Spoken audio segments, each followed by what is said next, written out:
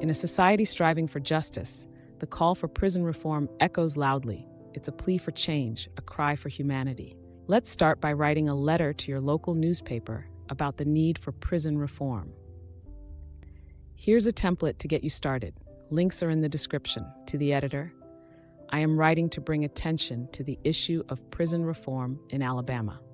Our state's prison system is in dire need of comprehensive reform that addresses not only the treatment and rehabilitation of inmates, but also the support for victims, ensuring a more just and equitable system for all. One of the most pressing concerns is the violent culture, overcrowding, and underfunding of our prisons. This has led to inadequate medical treatment for inmates, many of whom suffer from chronic health issues and mental illnesses. We must invest in proper medical care and mental health services to ensure the humane treatment of those incarcerated. Therapy and counseling are equally important components of rehabilitation. Many inmates have histories of trauma, substance abuse, and mental health disorders that, if left untreated, increase the likelihood of recidivism. By providing comprehensive therapy and counseling services, we can address these underlying issues and help inmates develop coping strategies and life skills for successful reintegration into society. Education and vocational training programs are also crucial. Inmates with access to educational opportunities and job training are significantly more likely to find employment upon release and less likely to reoffend.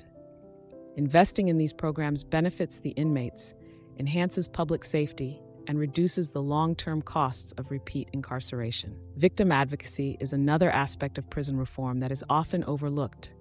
It is necessary to provide support and resources to victims of crime, ensuring their voices are heard and their needs are met. Restorative justice programs, which facilitate dialogue and reconciliation between victims and offenders, can be particularly effective.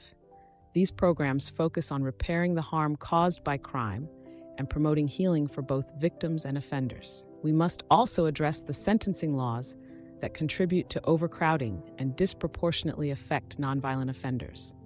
Revisiting these laws can lead to fairer, more proportionate sentences. The need for prison reform in Alabama is urgent and undeniable.